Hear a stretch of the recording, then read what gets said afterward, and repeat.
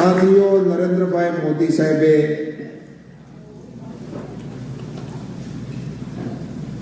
(2001)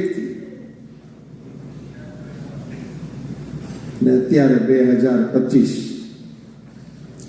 સુધી સળંગ સ્ટેટ હેડ તરીકે કામ કર્યું હોય આવો વિશ્વની અંદર કોઈ રાજપુરુષને યોગ આવ્યો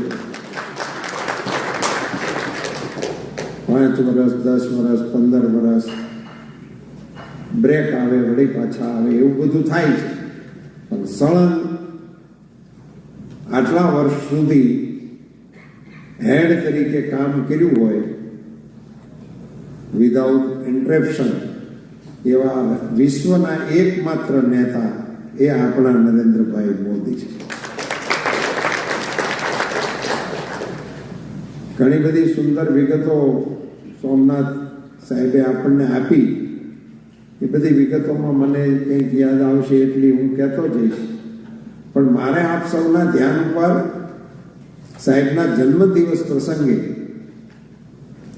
એમણે જે સંઘર્ષ કર્યો છે એની થોડીક સ્મૃતિઓ આપની સાથે શેર કરી છે.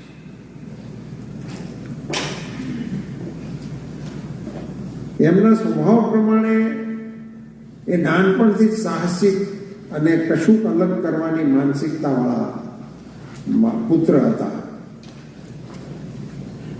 સાધારણ પરિવાર હતો. એમના પિતાશ્રીની તો રેલવે સ્ટેશન ઉપર ચાની દુકાન છે અને સ્વયં પણ મોદી સાહેબે ત્યાંના રેલવે સ્ટેશન ઉપર એમની દુકાનેથી ચા પાવાનું કામકાજ કરેલું છે. હમણાં એક સુંદર પ્રયોગ કર્યો છે આપણા સાંઈરામ, આપ સૌની જાણ માટે. નમોત્સવ કરીને એક એપિસોડ એમણે કર્યો છે કે 150 કલાકારોને સાથે રાખીને. આપ બધામાંથી કોઈએ 2 અગાઉ આ ટાઈપના કાર્યક્રમો થયા હતા. એક જાણતો રાજા એ કાર્યક્રમ થયો હતો. એ ખૂબ જ જોવાલાયક કાર્યક્રમ હતો. એમાં 100 ઉપરાંત કલાકારો એ ભાગ લીધો હતો. એના જેવો એક બીજો કાર્યક્રમ સાંઈરામે જ કર્યો હતો, વીરાંજલિનો કાર્યક્રમ કર્યો. એ પણ કાર્યક્રમ માણવા જેવો હતો. અને આ ત્રીજો એક એવો કાર્યક્રમ આવ્યો છે નમોત્સવ. એ કાર્યક્રમ પણ માણવા જેવો છે. ક્યારેક કોઈ અવસર મળે ને એમની યારે કોઈ વાટાઘાટો થાય તો અમેરિકામાં નમોત્સવ માણવા જેવો કાર્યક્રમ તો થશે. લોકોને ખૂબ મજા આવશે એવો મારો મત છે. કારણ કે ગઈ 14 તારીખે રાજકોટમાં એ કાર્યક્રમ હું જોઈને તમારી વચ્ચે આવ્યો છું. એ કાર્યક્રમ બહુ સારી રીતે થાય. એમાં કેટલાક એપિસોડ બતાવ્યા છે એટલા માટે હું એની ઝાંખી કરું. એમાં એક પ્રસંગ બહુ મને ગમ્યો હતો, એમણે એમાં લીધો છે. પણ ગામડાઓમાં અષાઢી બીજ હોય ત્યારે એક સામાન્ય એવી પરંપરા છે. કૌન્સિલ સાહેબે કહ્યું ને કે આપકો આપકે ગાંવ મેં જાના ચાહીએ, अपने अपने वतन में जाना चाहिए. એમાં આવી પરંપરાઓનો જો ઉપયોગ કરો ને તો મસ્ત જવાનું બાનું સારું મળી આવે. તો દર અષાઢી બીજે મોટે ભાગે આપણી જૂની પરંપરા પ્રમાણે ગામડાઓમાં મંદિરોમાં ધજા બદલાવવાનું કામકાજ આવે. અષાઢી બીજે ધજા ચડે. બધા રામજી મંદિરની ધજા બદલે, શિવ મંદિરની ધજા બદલે, કોઈ માતાજીની જૂની ડેરીઓ હોય તો એમાંય તે દિવસે સાફસૂફ કરીને ધજા નવી ચડે. આવો એવો રિવાજ છે. દર અષાઢી બીજે આ કાર્યક્રમ થાય. એ વડનગરની અંદર પણ એક શિવાલય છે સુંદર મજાનું, તળાવને કાંઠે જ છે.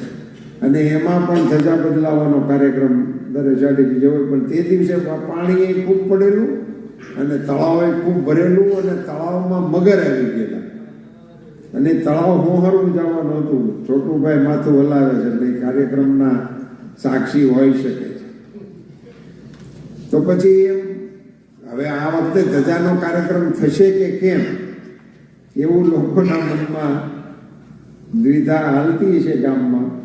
અને હવે આવે તો કોણ જાય ધજા લઈને, એ તળાવ હોહરવું કેમ પડવું, અને પડીને પછી આમે વચ્ચે મગર હતી તો એનો પ્રોબ્લેમ થાય હતું. બધું વિચારતા હોય ગામડાના લોકો તો પોતપોતાની રીતે. એ વખતે એ પ્રાથમિક શાળામાં અભ્યાસ કરતા નરેન્દ્ર દામોદરદાસ મોદી નામના વિદ્યાર્થીએ ધજા હોતું તળાવની અંદર તુક્કો માર્યો અને ગામવાળાને કંઈક સમજણ પડે ને આ થાય ને ના થાય ને એવું બધું થાય એ પહેલા તરીને અમે કાંઠે વ્યાઈ ગયા અને તે દિવસે વડનગરના મંદિરની ધજા ચડી. પણ વડનગરના મંદિરની ધજા ચડી એમાં અયોધ્યાના રામ મંદિરની ધજાના બી વવાઈ ગયા.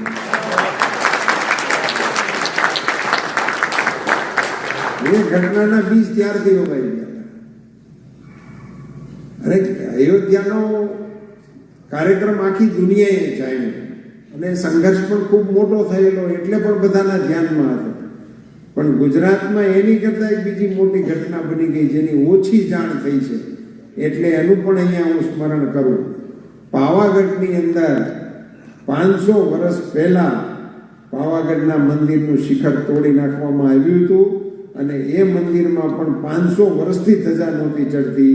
અયોધ્યાના મંદિર પછી પાવાગઢની અંદર પણ શિખર પણ મંદિર પણ બની ગયું છે અને પાવાગઢની અંદર ધજા પણ ચડી છે. અને મને નથી લાગતું કે આપણે કોઈ નોરતા એક પણ નવરાત્રી ગઈ હોય ગુજરાતમાં નહીં, જ્યાં પણ નવરાત્રી થતી હોય કમસે કમ ગુજરાતી એક જણો જ્યાં રહેતો હોય અને નવરાત્રી થતી હોય તો માં પાવા તે ગઢતી ઉતર્યા માં પાવા વાળી રે તમે વચાયું ચાંપાને પાવાગઢ વાળી રે એ ગીત ગયા વગર નવરાત્રી હાલે નહીં. પણ ત્યાં ધજા નહોતી ચડતી. 500 વર્ષ પછી પાવાગઢની અંદર આપણા નરેન્દ્રભાઈ મોદી સાહેબના હાથે ધજા ચડાવવાનો કાર્યક્રમ થઈ ગયો. આ વિષયો એવા છે કે કેટલાક કામો મોદી સાહેબના પોતાના શબ્દોમાં છે કે ઘણા કામો જ એવા છે કે ભગવાને લખ્યા છે જ મારા હાથમાં, મારા હાથે જ કરવાના એ પ્રકારની. પણ એમની આ નાનપણથી જે પ્રકારે કામ કરવાની વિધિ હતી એમાં એક નાનો પ્રસંગ એ મંચનમાં સાંઈરામભાઈ લીધો છે એ તમારી સાથે શેર કરું. કે ટ્રેનમાં ચા દેવાનું કામ કરતા પણ એનો પાછો અહીંયા એની કેન્ટીન ઉપર હિસાબ આપવો પડતો. 10 કપ લઈને ગયા હતા તો 10 કપના પૈસા જમા કરાવવા પડ્યા. એમ 2-3 ફેરા માર્યા છે મેં હિસાબમાં 8-10 કપની ઘટે. એને ખખડાવ્યા નરેન્દ્રભાઈ કે 10 કપના ભાવ પૈસા તે જમા નથી કર્યા. તો કે આજ 8-10 સૈનિકો બેઠા હતા ડબ્બામાં એટલે મેં એને મફત ચા પાઈ દીધી. એટલે નરેન્દ્રભાઈ નાના અમથા હતા પ્રાથમિક શાળાના વિદ્યાર્થીની અવસ્થામાં. તેથી જે સૈનિકને મફત ચા પાવાની એના મનમાં વૃત્તિ પડી હતી એ વડાપ્રધાન નરેન્દ્ર મોદીને દિવાળી કરવા સરહદ ઉપર લઈ જાય છે. આ બધા અનુસંધાન.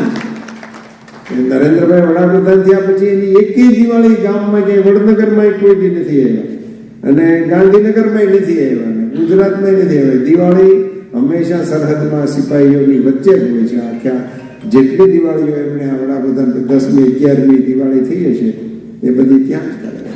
પણ એના બીજ ત્યાં છે. પેલા ડબ્બામાં મફત ચા પાઈ દીધી. 24 કલાકની કોઈએ માગણી નહોતી કરી. વાળું ટાણે ન જાય એટલે ભયો આવી આપણી માગણી હતી. હા, વાળું કાઢે કારણ કે વાળું ટાણે જ જાય એટલે પછી ઘરમાં બથો હોય નો ફાનસ ચડે નો વાઇટ ચડે એમાંથી કેટલાને છૂટાછેડા છે. એટલા એની હાટુથી ને માથાકૂટ આવતી હતી. એટલે હું ઘણી વખત કહું કે આમ તો મા માટે તો જેટલું બોલવાનો અવસર મળે તો આખો એપિસોડ એની ઉપર બોલી શકાય. માં બીજા વગડાના. હવે ગુજરાતી ભાષા આપણી કમાલની છે ને એમાં કોઈ એવી કહેવત મુક્ત થઈ જાય માય ગયા વિના. મા માટે આવું કેવું મને ગમે નહીં પણ હવે કહેવતો તો કહેવતો છે. એટલે એ માગ્યા વગર માં પણ ન આપે એવી જે કહેવત છે એમાં નરેન્દ્રભાઈ મોદી સાહેબે નવો દાખલો બેહાડ્યો. માગ્યા વગર આપે એનું નામ મોદી. કારણ કે આ 24 કલાક વડે કોઈની માગણી જ નહોતી. અને અમે ગામડાવાળા તો માનતા જ નહોતા. એ આપણે ગામડાવાળાને એક માન્યતા એવી ફિટ થઈ ગઈ હતી કે આ 24 કલાક ને એવું તો શહેરમાં હોય, આપણે ત્યાં કે આમ વાળું ટાણે રે ઘણી આવી આપણી માનસિકતા થઈ ગઈ હતી. એટલે આ 108ની પણ માગણી કોઈની નહોતી, આ 24 કલાકની માગણી પણ કોઈની નહોતી. આ ડીબીટી તો થાય એવું જ કોઈ માનતા નહોતા. એવી તો ઘણી બધી ચીજો છે. મને ખબર છે કે અહીંયા આવું બધું લાંબુ ન કરે હરીભાઈ, એવું બધું મને ટાઈમ મોકલ્યો છે, તું ત્યાં જાત જાળવો જાય.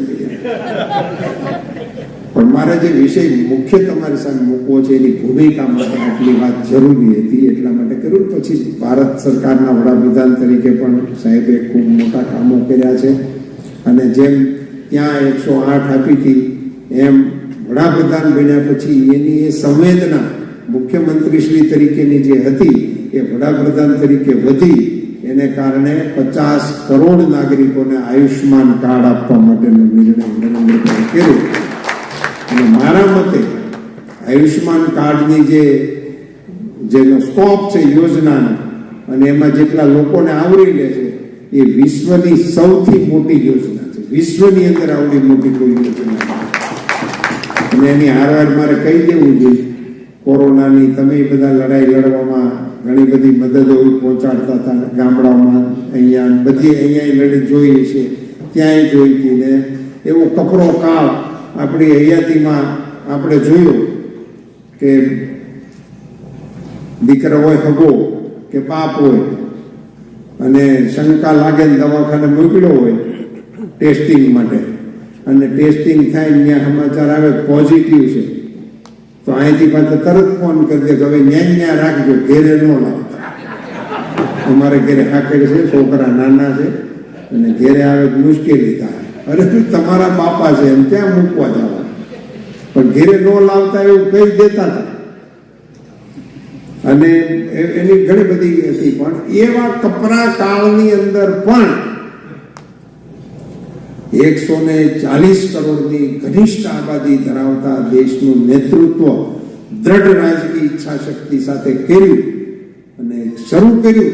જે દિવસે કોરોના આપણે ત્યાં પહેલો આઈડેન્ટિફાઈ થયો ભારતની અંદર, ત્યારનું સ્ટેટસ શું હતું મિત્રો? તમને જાણીને આશ્ચર્ય થશે કે જે દિવસે ભારતમાં પહેલો કોરોનાનો ટેસ્ટ પોઝિટિવ આવ્યો તે દિવસે ભારતમાં એનું ટેસ્ટિંગ કરવા માટેની એક લેબોરેટરી, આખા ભારતમાં એક લેબોરેટરી હતી.